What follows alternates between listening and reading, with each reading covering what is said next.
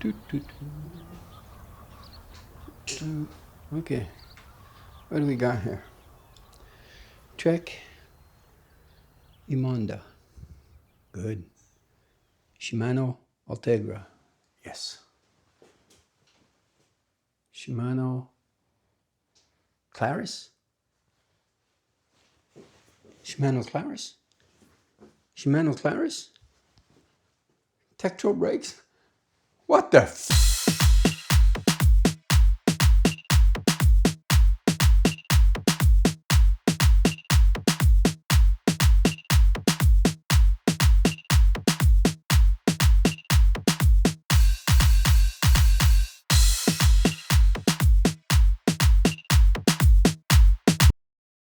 Okay, sorry about that, guys. But I had good reasons to be mad. So hello and welcome back. And as you can see, this won't be a radio restoration this time. Rather, it's going to be a bicycle restoration, I guess you can say. And yeah, I took some notes, if you will allow me, because I have so much stuff to say. I don't want to miss anything. Okay. So this is my daughter's bike, Ariane, and she got it last summer. Long story. She wanted to lose some weight and get more active, and one of her friends convinced her to start biking with her. I guess she was looking for a biking partner, and so she convinced her to start cycling. And she had a very nice bike, that friend, $4,000 or so, full carbon bike. So Ariane wanted one like that. And she started shopping, and she quickly realized that she didn't have anywhere near the budget for a full carbon frame bicycle. So she started looking at secondhand ads for carbon bikes on Marketplace. And she did find something, and she wrote me, she texted me, hey daddy, what do you think about the Émonda bikes, Trek Émondas? So I said, well, I never owned one, but I know they were one of the flagships, one of Trek's flagship bike, maybe 2013, something like that. And she says, yeah, this guy has one to sell for $750. I said, what? $750? That at that time last year, that was the price for a used one. A good condition used one was $750 just for the frame. So I said, sorry, be careful. Probably the parts, the group says, is going to be really cheap. She said, well, I talked with the seller, and he said that it would ride very, very well. So I said, okay, ultimately it's your decision. So she got the bike, and she went on nice rides with her friend, 50 and 60-kilometer rides. But the bike started to act up really, really quickly. The shifters were getting harder and harder. She couldn't shift, especially the front crank. And the brakes, she had virtually no more brakes. So she went back to the seller, and also the crank was getting noisy. So he said, oh, it's noisy? No problem. He bent over and he put a piece of tape on the cage, and he did a couple of turns with a screwdriver on the brakes and the shifters, and he said, you're good to go. So she rode it for another week, and it didn't last, of course. And by that time, it was almost the end of summer. So she parked the bike in her unheated little storage compartment, little shed there.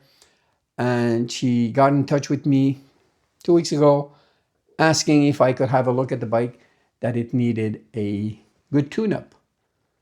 So eager to work with my bike stand again, I said, yeah, sure, bring it. So she brought it here 4 days ago.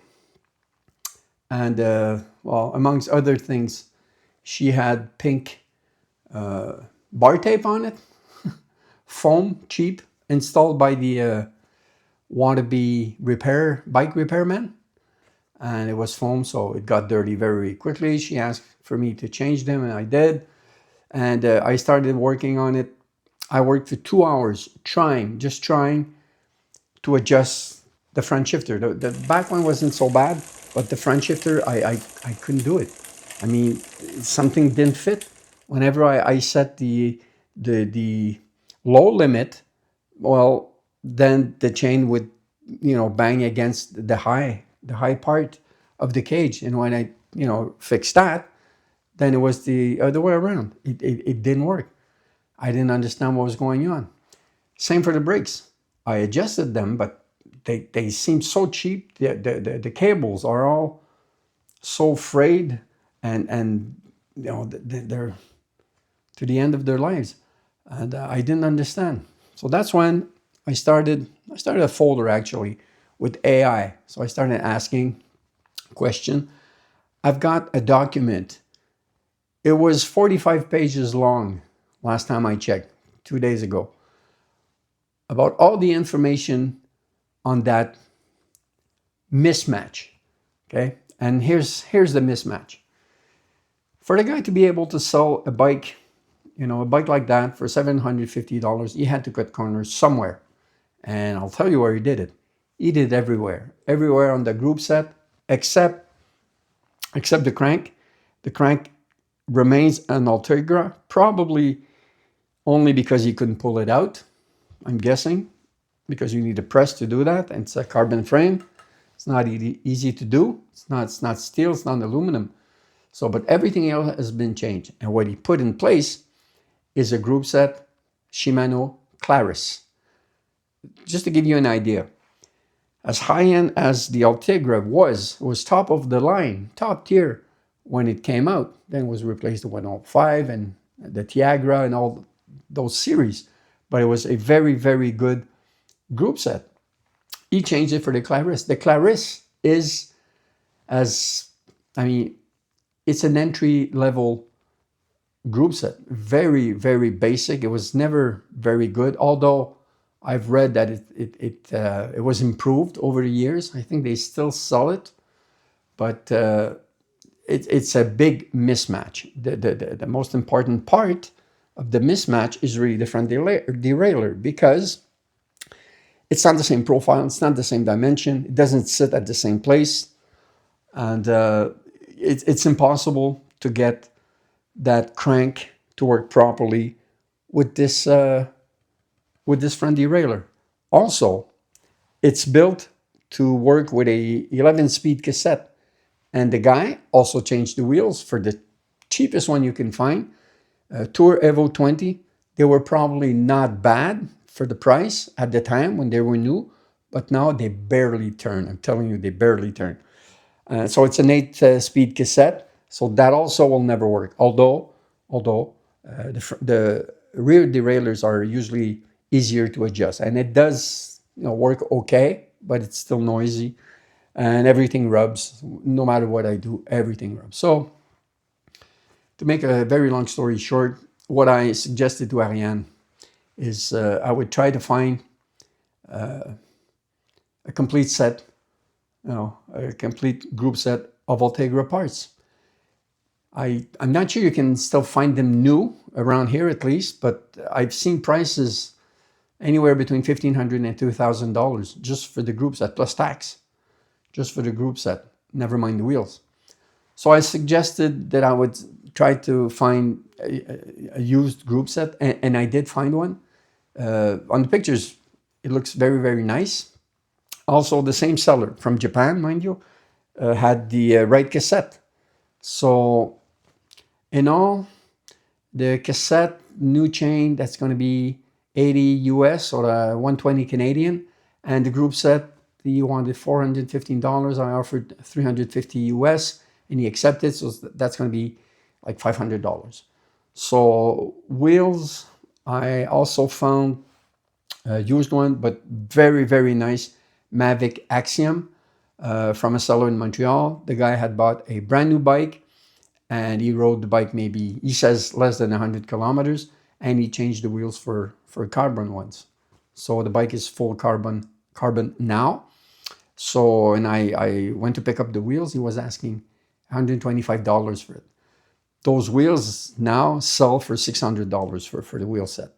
So $125, and they look immaculate. There's not even grease on the free hub. It's beautiful.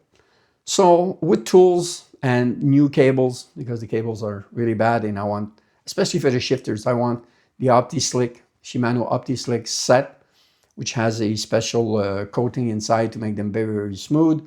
So with all of that, few tools, the budget is going to be just under $1,000, which I think is worth it because it's a good frame and it still has the Ultegra crank. So Ariane, of course, said yes, because who do you think is going to pay? It's going to be Daddy. Yes, it's going to be an early Christmas present, right? So everything's ordered, and I should get them anywhere between 1 and 2 weeks. I've dealt with Japan sellers twice so far in the past, and they always say shipping is between 1 and 2 weeks, and both times it got here in 1 week. Don't ask me how they do it. The Americans cannot even do that. It takes 3, 4 weeks, 5 weeks from the US. So I don't know how they do it. I think they use DHL, and shipping is free, and they're combining both shippings together for all the parts. So this is where we are now. I'm not really ready to start working on it because I don't have the tools and the parts yet, but I do have the wheels, and I'll start by at least changing the front wheel and those tires. I put brand new tires for Ariane. The other ones were very, very beat up. So we're going to reuse the tires and whatever else we can, but we're going to keep the handlebars, but we're changing the shifters. But by the way, I just learned this. They call those brifters. It's a cross between brake and shifters, so they call those brifters. I didn't know that. I don't know much of the bicycles lingo, but they're called brifters. So I'm waiting for the parts, but I'm going to start with the changing this wheel. And what I'm most anxious about is to see what is going on underneath the derailleur, because that's where the mounting for the Ultegra is supposed to be. And there's supposed to be a metal plate here, a little metal plate, because there's a set screw that keeps it screwed or solidly mounted on the down tube. And from what I can see, it's not there. So I'll have to make one. It's just an aluminum plate, so it doesn't screw and damage, the carbon fiber. So I'll have to redo this. Most likely, it's probably not there. If it's there, I'm afraid if he left it there and he really tightened the collar there, it might have damaged some of the fibers, the carbon fiber. So we'll see. So stick around if you're just a little bit interested in bikes. This one will be challenging, but I'm confident, once I'm done, it's going to be a very, very good bike. I mean, it cannot be worse than what it is right now. It's absolutely incredible. Just look at the wheels, and I can't believe it. It's almost a sacrilege. So stick around, and I'll start working on it as soon as I can.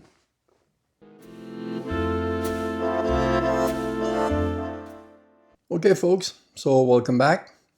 Last time we spoke, I started working. I was just about to start working on the bike, and I did. I already had replaced the bar tape. I put some new tires on the new wheels. And when I got to the back wheel, well, this stopped me right in my tracks. Yep, this bike, it's the very last time you're seeing it. Let me explain. Okay, folks, so as I was saying, this bike is pure junk, and this is why. When I wanted to put the wheel back on, it didn't sit straight. For some reason, this part of the skewer, this end, wouldn't screw straight. It was at an angle. So I took a closer look, and I'll try to move it closer here, just to show you how hard it is to see and why I didn't spot this before. Yeah. And I've got a lot of light going straight to it. But it's black on black and it's very hard to see.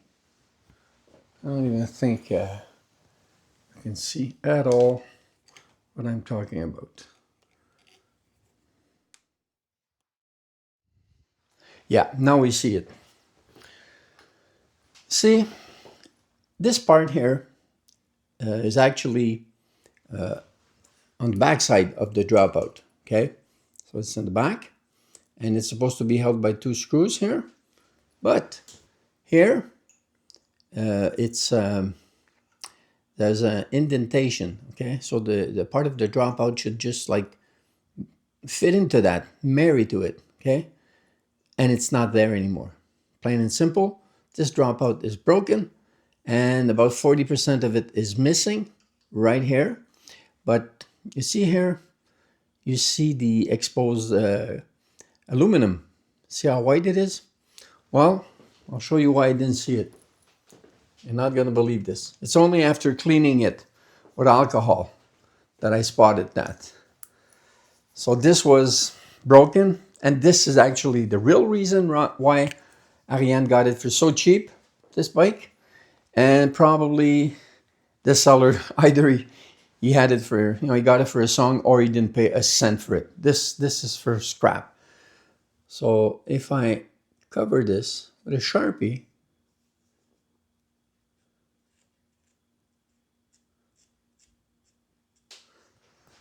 there you go. You don't see the fracture at all. As you can see on the pictures, it's major. I mean, since there's no part at the bottom, whenever you screw this in, let me move in a little bit further. Let me zoom out. So when you screw this in, especially like the guy did very, very tight, so nothing would show because the wheel was straight, it was true. But you'll always end up bending the screw and the skewer, the quick release skewer shaft. It's so bent out of shape now, I can't even move it out. I can't take it out. I would have to cut it if I want to reuse this wheel, which I won't. But yeah, that's the gist of it. And where does it leave us? Well, we're screwed, basically. It's as simple as that. I had only one option, and it's trying to get another bike. So for the past 2 weeks, make a long story short, I've been looking at all sorts of ads, bicycle ads, on whatever, Kijiji, Marketplace, eBay, and it's a puzzle because it has to be absolutely, since I already have the parts now, because, well, I wasn't wrong, but I mean, I was convinced the speeds weren't changing correctly because of the mismatch of the front derailleur, the rear cassette, and all that, and the crank. So I ordered the parts. I wanted to make it a nice bike for my daughter. I ordered the Ultegra group set. I got it, and it's only then, once the parts they weren't arrived yet, but once they were ordered, that's when I found out about this defect. So I had to look at other bikes, and the season is just starting here. It's the 3rd week of May. It's starting to be nice outside, so there's zillions of ads of bikes, but it's always the same problem. I have a puzzle. The puzzle is it has to be a 52 centimeter frame. It has to be rim brake frame. It has to be compatible. So the bottom bracket has to be, Shimano standard here. Yeah, it has to be BB86, or the actual size is 86.5, if I'm not mistaken. So I did find a few potential candidates. Either, not the Émondas. The few Émondas that were for sale, like this one, that were way overpriced, more recent, and disc brake. A few Domain. What else? The Madon, a few Madons. But they were all overpriced, not the right size, and so on and so forth. So after a week, not being able to find anything within Trek's bike line, I started looking at other bikes, and to make it short, I found a very, very nice one, which I'm going to show you right now. It's an ideal candidate. It's already fitted with the Shimano 105 and its rim brake, so I know everything is going to fit. So let me set up. I'll show you the new bike. Well, the new old stock bike, right? So there you have it, guys. This is going to be the new template. It's a 2013 Da Vinci Leo. I call him the Scarlet King, or Captain Scarlet. I really like the color. Ariane said red wasn't her favorite color, but I went all liberal party on her and decreed that it was her favorite color now. Period. I mean, beggars can't be choosers. It was perfect. It was the only one at a good price. I mean, this bike has been sitting for 3 weeks before I bought it.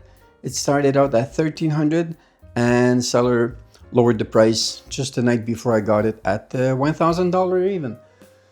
So it's all fitted with the Shimano 105 and I'm going to be working on it. It's almost, okay, it's so nice, so pristine. It never even slept in the garage. The owner is not a teenager, okay? She's a nice woman and she had it for, well, brand new since 2013, and she kept it inside the house and gave it a wipe down every time she rode it. So it's almost a shame to remove the 105 parts, but I really want to use the Ultegra Grupo, the whole group set, and I think it's going to make the bike, well, better, can't be worse, maybe a little bit lighter, and I can always sell the 105 Grupo if I want to, or I might keep it for another project.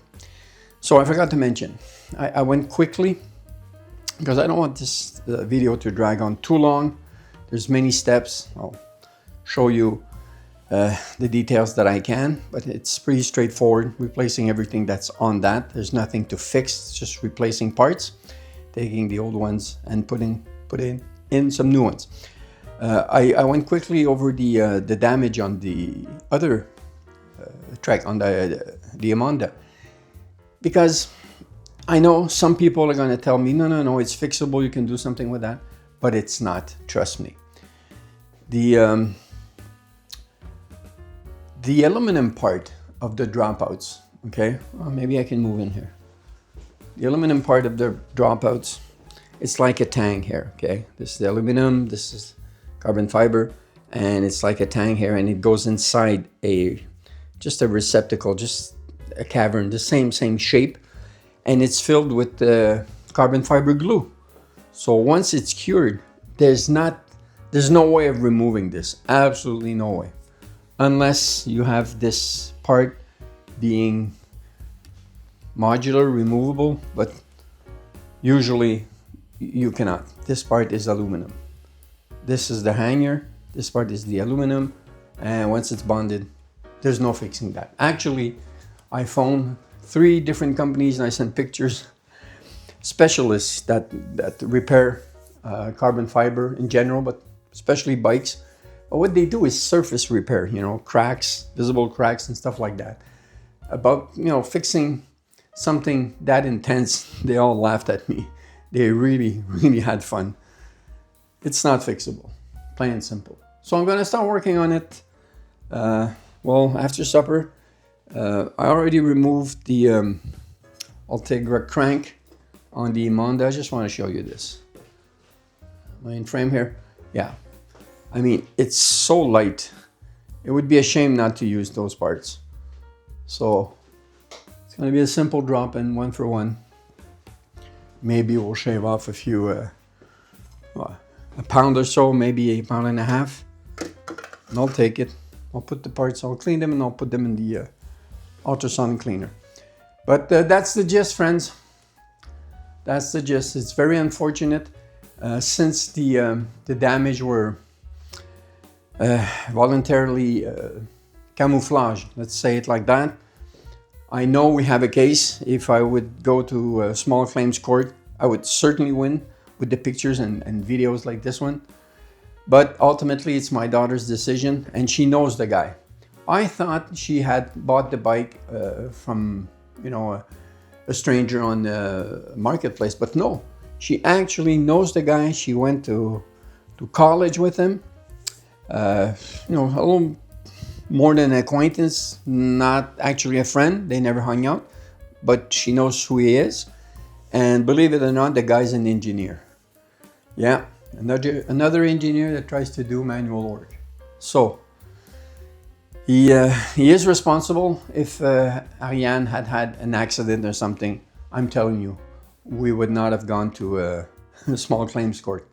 It would have been a criminal case. This is purely criminal negligence. I can prove that it was hidden, so nobody could have spotted it. Not even I. I had to remove the wheel, and even then, use my magnifying glasses and clean it, and to realize, wow, there's a part missing. Otherwise, I would have never known, unless Ariane had a spill with it because of it. So I'll get back to you as soon as I start working on it.